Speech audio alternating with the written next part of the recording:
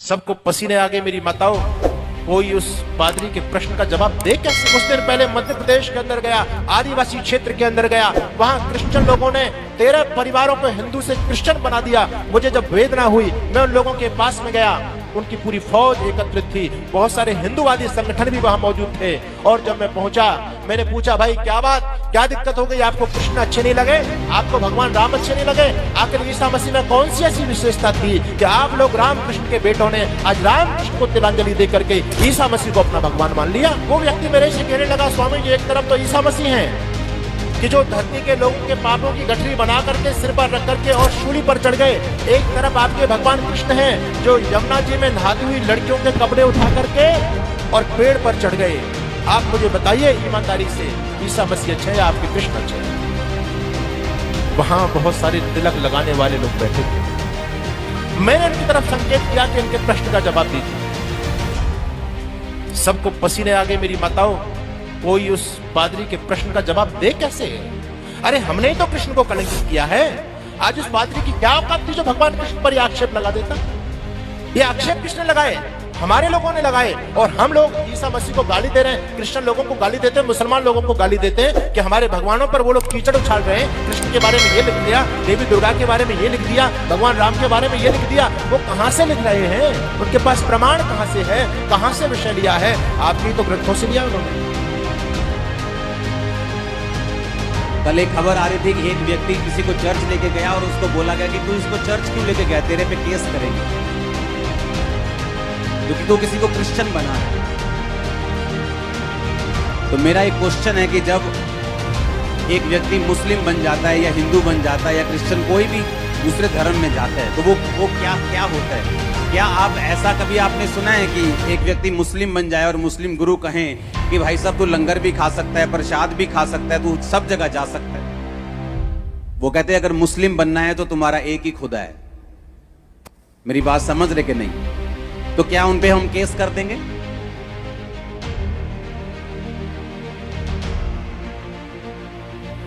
जब हम एक परमेश्वर को मानते हैं तो हमें उसी को मानना है। हमारा एक ही परमेश्वर है, एक ही पिता है, दैट्स इट। और अगर कोई किसी को बता रहे तो क्या उस पे केस कर दोगे तुम? पंजाब में 90% पास्टर्स के पास अपनी जगह के लिए पैसे नहीं है और वो लोग कह रहे हैं कि धर्म परिवर्तन जो है वो पैसे देके किया जा रहा है। अगर पैसे होते पास्टर्स के पास तो पहले वो जगह ना खरीदते जो हर 2 साल बाद उन्हें जगह चेंज करनी पड़ रही है। हाँ, अगर किसी को मसीहियत क्रिश्चियनिटी अच्छी लग रही है तो आप भी अपनी अच्छाइयां बताएं, किसी की बुराइयां मत ढूंढें क्योंकि आपको मिलेंगी नहीं।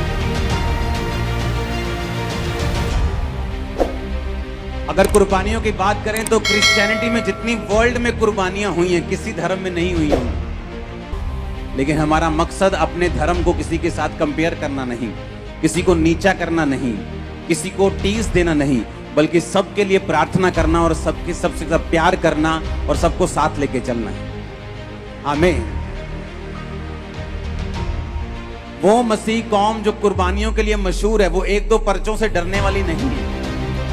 और वैसे भी पंजाब में आने वाले समय में एक कमेटी बनने जा रही है। उस कमेटी का नाम एक्शन कमेटी होगा और वो कमेटी पूरे पंजाब में जितने भी लोग मसीह के कारण सताए जाते हैं, सुनो, क्योंकि वो एक्शन कमेटी जो होगी उसका गठन 1 हफ्ते के अंदर अंदर हो चुका है, अभी वो अनाउंस हो जाएगी। उसका काम होगा कि जो लोग जिन पर जानबूझ के सताव दिया जा रहा है कि तो फलाने को चर्च में ले गए, तुझ पे केस करेंगे। तो मेरी प्रशासन से विनती है, सरकार से भी विनती है कि सोच समझ के किसी एक विश्वासी पर भी केस करना, क्योंकि ये सभी लोग आपको अभी पकड़ने वाले हैं। क्योंकि मुझे मालूम है, मैं जिम्मेवारी लेता हूं, मुझे मालूम है कि किसी का धर्म परिवर्तन बाय फोर्सफुली नहीं हो रहा। मुझे पता है, आपको पता है। ये मीडिया का युग है, ये सोशल मीडिया का युग है, कोई चीज छुपी नहीं रह सकती, एक चीज भी छुपी नहीं रहती। तो इतना बड़ा, अगर इतने लोग 50-60 लाख लोग अगर परमेश्वर में आ गए, आपको लगता है कि सबका धर्म परिवर्तन और सबका पैसे देके धर्म परिवर्तन हुआ?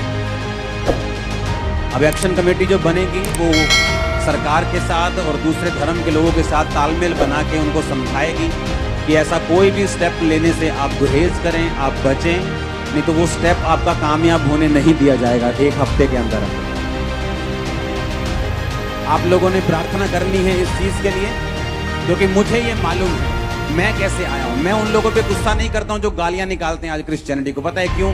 मैं भी उन लोगों की जगह के ऊपर था, मैं भी यही कहता था। मैं तो हर बार ये कहता हूँ कि अगर ये हीलिंग, ये मिरेकल्स आपने मुझे तब दिखाए होते जब मैं एक कंप्यूटर इंजीनियर था और मसीह में नहीं था, मैं भी यही कहता कि सब ये खरीदे हुए लोग हैं, ये सब ये इनकी चाल है, ये सब धर्म परिवर्तन करवाने के लिए कर रहे हैं, मैं भी यही कहता। इसलिए लोग बोलते कि जब वो लोग आपको ऐसा बोलते हैं आप गुस्सा क्यों नहीं करते? मैं कहूँगा मैं क्यों गुस्सा करूं जब मैं भी एक दिन उन्हीं की जगह पे था। मैं उनकी जगह पे था और तो किसी क्रिश्चियन ने मेरे को प्यार किया तो आज मैं क्रिश्चियन हूं, तो मैं भी उनसे प्यार ही करूंगा। हम किसी के खिलाफ कोई एक्शन नहीं लेंगे, किसी के खिलाफ कोई बदतमीजी नहीं, हमने प्यार किया है, करते रहेंगे। पर अपने हक के लिए हमको खड़ा होना भी आता है और हक लेना भी आता है। तो वो एक्शन कमेटी जो होगी वो सब विश्वासियों को, सब पास्टर्स को, क्योंकि जो बड़ी बड़ी चर्चेस हैं वो सेफ हैं, लेकिन जो छोटी चर्चेस हैं जो 100 मेंबर 200 मेंबर, वो भी अब आराम से बेचिंत हो जाना। वो एक्शन कमेटी आपके लिए काम करेगी, डोंट वरी। तो ये आप भूल जाओ, आने वाले टाइम में प्रशासन, सरकार भी ये भूल जाए कि आप किसी भी विश्वासी के कोई भी कंप्लेंट कर देगा कल को कि मेरे को ये बंदा चर्च में लेके गया और उसने कहा अपना ये उतार दे, ये ऐसा कर ले, तो आप उस पर केस कर दोगे। ऐसा पॉसिबल नहीं होगा आने वाले समय में, ये पॉसिबल नहीं होगा। हालेलुया। क्योंकि मुझे मालूम है ऐसा नहीं है।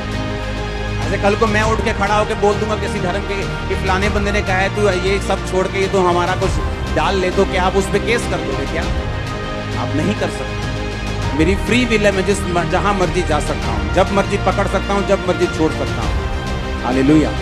ये मेरा कानून भी मेरे को अधिकार देता है, मेरी ह्यूमैनिटी भी मेरे को अधिकार देती है, मैं जहां जाना चाहूं वहां जा सकता हूं। तो इन्हीं चीज़ों को बनाने के लिए एक कमेटी बनाई जा रही है, एक एक्शन कमेटी होगी जहाँ पे बहुत सारे, कम से कम 3 से 4 हज़ार पास्टर्स उसमें होंगे और बहुत सारे पॉलिटिशियंस उसमें होंगे, बहुत सारे जज उसमें होंगे, बहुत सारे फॉरेनर्स उसमें होंगे, बहुत सारे इंडियंस उसमें होंगे, बहुत सारे लोग उसमें होंगे।